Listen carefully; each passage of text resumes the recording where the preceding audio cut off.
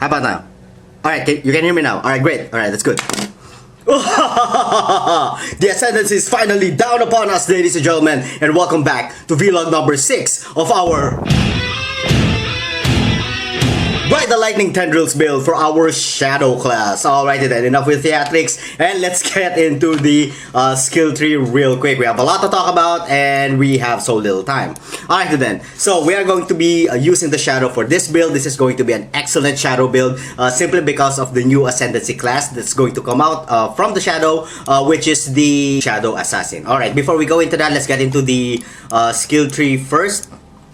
So we are going to start by taking all of the elemental damage nodes over here, and then going up over here to get the cast speed, and then of course ending with trickery. And then we went down to get some blood nodes, specifically the blood siphon for some life. And then we went to the right side, since this is going to be a crit based build. We went over here to the right side to take the assassination, and then the cold-hearted calculation. And then we went up over here to take some more life nodes, ending with written in blood. And then we went down over here to take some spell critical strike chance and multipliers, ending with Doomcast.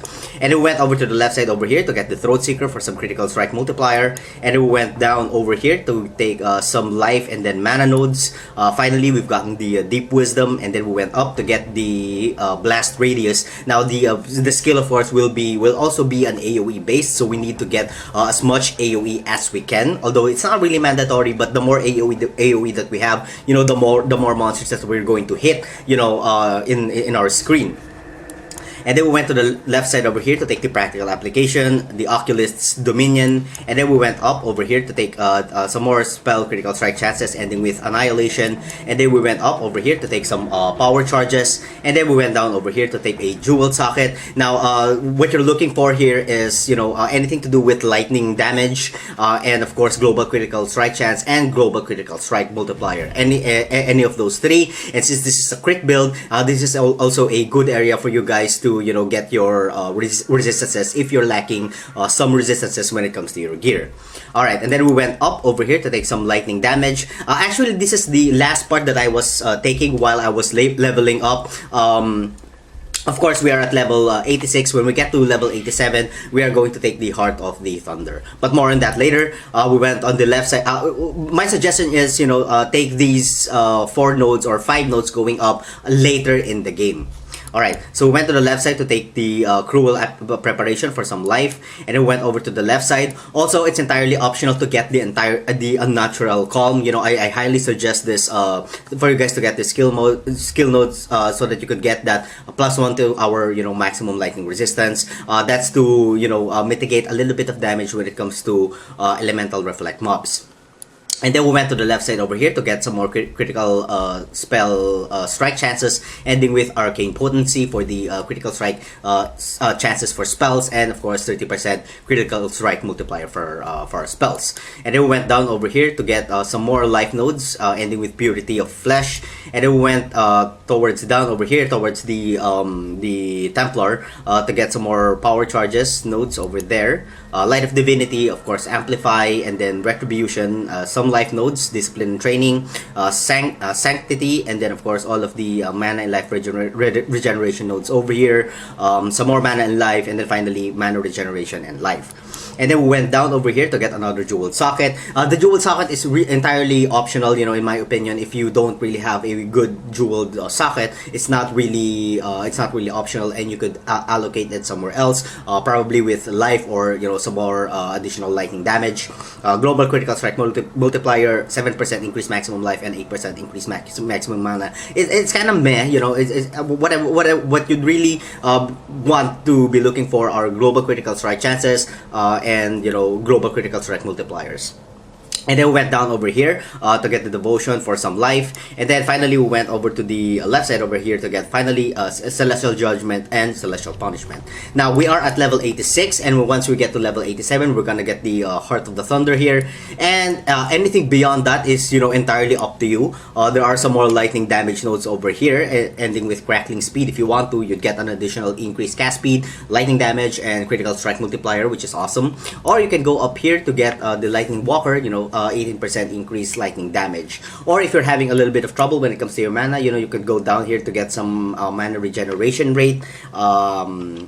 yeah, or you could go over here to get some cast speed and then finally taking excuse me, some more spell damage. Alright then, so I guess that's about it. I think the elemental focus is also good. You know, you have some 16% elemental damage over there. And yeah, so I guess that's about it. So let's get into our gear. Alright, when it comes to our gear, we are going to be using the Divinarius for our weapon. You can dual wield the Divinarius if you want to. But then I found this one, you know, it's a pretty good offhand dagger in my opinion, because aside from the global critical strike chance that we get a 74% increased spell damage. We get a 100% increased critical strike chance for our spells, and we get a 20% to our global critical strike multiplier. So you can play around with the other one. You know, you can dual wield the Divinarius if you want to, if you're on a budget. Actually, the Divinarius is quite cheap nowadays. So yeah, or you could go with something like this. If you're going with a dagger, you know, make sure that you have a spell increased spell damage, of course, global critical strike chances. If you can, you know, global increase critical strike chances for spells, and of course, global critical strike multiplier. Those are the four things that you will be needing for the dagger. If you meet only 3, you know, that's good. Just as long as it's doing, you know, much more damage when it comes to the Divinarius. Although you will be losing the 10% increase radius for the skills, which is quite necessary when it comes to this build. Yeah, so you might want to play around with that one. Okay, for our gloves, we are going to be using the Maligar's Virtuosity. We have a cast word on Frost on Kill over there, which of Frost on Kill over there, which is actually pretty good. Which we got from the, you know, Ascendancy Labyrinth thing going on. So yeah, you might want to play around with whatever you want. To whatever enchantment you want. For armor, we are going to be using the Carcass Jack for this one for the 20% increased radius area of the skills, or AoE. And then of course we have Life and Resist. When it comes to the belt, it doesn't really matter. The boots is of course Life and Resist. The rings is Life and Resist also, but with an increased lightning damage. The other ring is of course Life and their resistances. And then we are going to be using an Onyx Amulet here, Life, and then there's no resistances on this one, but we have an increased global critical strike chance, which is awesome. And then for our helm, this is your kind of like your wild card, you know, or your utility. You know, you can use whatever helm you want. I highly suggest that you guys use some Life and then resistances if you haven't maxed out your resistances yet. This will be a good helm or area for you guys to, you know, max out your resistances. Of course, what's awesome about this is we get a +1 level to all of the socketed gems, and then we get a couple of resistances there, which is also awesome. Now, for what's connected to our, where is it? So, for what's connected to our Lightning Tendrils, we have Lightning Penetration, we have some Life Leech over there, we have increased critical damage, and we have Spell Echo. Now, the Mana Leech is not really important. Actually, I was trying to roll this as 5 blue and then 1 red.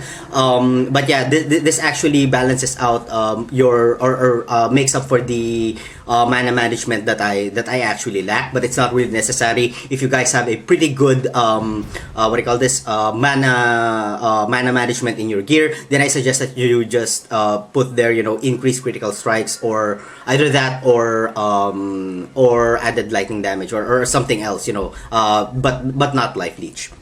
For other skill gems, we're going to be using the typical combination of CWDT, Molten Shell, Immortal Call, and Increased Duration. And of course, we have our Ice Golem over there, Enduring Cry, Herald of Ice, and Minion Life, so that the Ice Golem doesn't die that often. It's not really necessary, but yeah, I just find it really annoying when the Ice Golem dies. Then of course, we have Whirling Blades, Faster Attacks, and Fortify for our movement skill gem. Finally, we have Assassin's Mark attached to Herald of Thunder, Curse on Hit, and then of course we have Life Leech, which is kind of important because the Herald of Thunder is actually doing a pretty hefty damage. So yeah, the Life Leech will help a little bit. And then of course we have Arctic Armor there, and we have Portal, and we have another slot here that I'm actually not using. I tried using the Empower, but yeah, it consumes more mana if you put the Empower there. So yeah, this is kind of like your utility, you know, area, so you could put whatever gems that you want or that you feel like is necessary. Alright then, so when it comes to our stats, our where is it? Our Lightning Tendrils is doing 46k, which goes up, of course, once we get our power charge. Oh, fuck! Wait a minute, I forgot to talk about the Ascendancy, the Assassin nodes. Alright then, so when it comes to the Ascendancy nodes, First, we've gotten the unstable infusion. This is really awesome because we get that 10% chance to gain a power charge on a non-critical strike. Kind of like what happens with the Romeras Banquet. So that's an instant Romeras Banquet right there. And then of course we went up over here to get the critical strike chance multiplier. See, 15% increased critical strike chance, and we get a 15% critical strike multiplier. We've gotten the ambush. This is really awesome because we get a 40% critical strike chance against enemies that are on full life, and then we get a 100% more critical strike chance against enemies which are on full life, which is also awesome. And then we've gotten an additional 15% to our critical strike chance and critical strike multiplier. And then finally we've gotten the assassinate, which is I think by far one of the most powerful Ascendancy skill node in the game. Hits deal 30% increased damage against enemies that are on low life, and then finally we get the 100% more critical strike chance against enemies that are on low life, plus the critical strikes have a culling strike. That is so awesome. Alright, but you can play around. I've heard some people getting the deadly infusion instead because you get an 8% increased critical strike multiplier per power charge, and you get a 0.5% increased critical strike chance per power charge. So that's actually pretty huge. But then if you're going with this route, I highly suggest that you complete all of the power charges, when it comes to the 3 on the Witch, on the Templar, and then finally find some way to get the infused over here, and then of course help Alira in the Bandits quest so that you get that full power charge on your character. And then I think I also think that is going to be also powerful, adding a flat huge critical strike multiplier per power charge on your build. So you might want to play around with that one. Alright then, so when it comes to our damage, we are doing, hold on, we are doing, again, 46k, which goes up once we get all of our power charges up. Our spell critical strike chance is at 52.92%, which again goes up once we get our power charges. Our spell critical strike multiplier is 569%. All of our resistances are capped. Our armor is pretty bad, 632. And yeah, okay, so that's it. So let's get into the gameplay real quick here. I've already talked too much. We are going to be using the Canyon map for this build. As you can see, we have a 26% rare monsters over there. It's your typical leveling map, just for you guys to get to know how the build works or how the build is doing. Alrighty then, so here's the Canyon. Let's go in. Okay, here we go. I apologize guys if I haven't uploaded anything. Yeah, I have been really busy with work. And yeah, so that's that's basically about it. But when I heard that the Ascendancy has finally released, I got so excited, and I really wanted to try it out and finally update all of the builds that I currently had. So yeah, I'm going to be updating every single one of them, starting from this one. I thought of tackling using the Lightning Tendrils because it's still a pretty good build, in my opinion. Or the skill gem is still pretty good. And then of course I'm going to be making some new builds with the new skill gems that are out for today. Specifically the trap. I haven't really done any trap builds yet in my in the entirety that I played this game. So the ice trap, was it? I believe was it? So yeah, I'm pretty excited for that one too. Alright, so let's put whoa, what do you call it? Alchemy on that one. Oops, we have an elite. Oops, sorry, didn't see that. Okay, so we have what? Sapphire Ring, Mind Cage, and whatnot. I'm gonna get the Sapphire Ring. I'm gonna get the Assassin's Mitts because I need all of those. And alright, I'm gonna go back for all of the other items which I will be missing eventually. Whoa. So yeah, so when it comes to the crit chance, as you can see, our crit chance is 71.52, and now our damage is at 59k. It's actually pretty awesome, it's actually pretty good. You guys could probably increase that once you get some pretty good daggers, because I've seen a lot of daggers which have some spell critical strike chances, additional spell damage, which are much more powerful when it comes comparing to comparing to Divinarius, so you may wanna use those instead. But then you're going to lose that 10% AOE, or if you have both of them, that's 20% additional AOE. So yeah, you might want to play around with that one. I'm taking too much time here, but yet I'm still enjoying. Oops, what is that? What's that? Okay, that's it. Woo! Start to talk. So as you can see, it's really fun to this build is actually pretty fun, or still pretty fun to play, in my opinion. So yeah, what else? Well, the next build that I'm going to do is probably my original build when it comes to this game was the Shadow Duel Club build. So yeah, I'm probably going to do that next, and then the Ice Crash, and then the what do you call this? The Wild Strike build, which is also a popular video in my channel. I've gotten a lot of views out of that one, which is kind of sweet, Thank you guys, by the way. All right, then, so I'm taking too much time over here.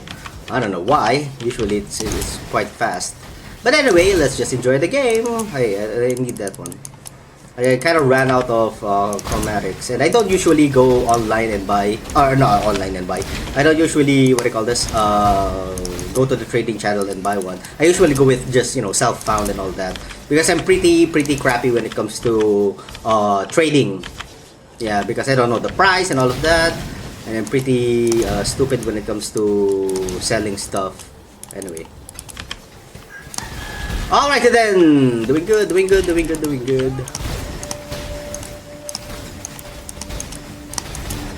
So with a little more level, probably up to level 90, we could get the last skill that I was trying to tell you guys, or I was trying to talk about a while ago. But yeah, aside from that, a couple more levels, and we'll finally get the what was it? The Heart of the Thunder.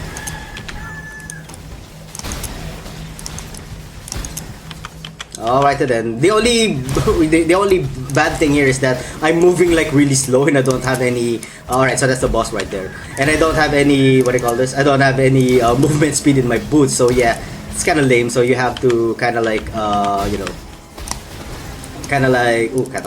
back. Move around with the whirling blades. Alright, here we go.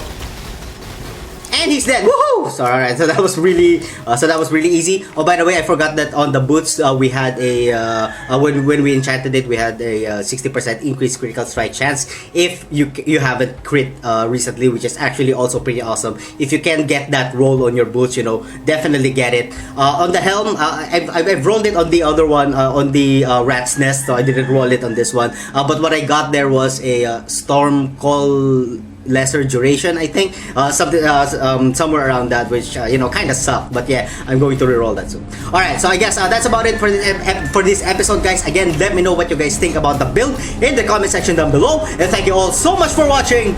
If you guys enjoy the content, don't forget to like, comment, and subscribe. And as always, I'm gonna see you guys on the next part of my video. Have a good one. Guys, you'll be able to cast the spell much more often. Alright then, so here's the boss, the boss. Okay, so I don't want to really get cocky over here. Okay, so here's the boss right here.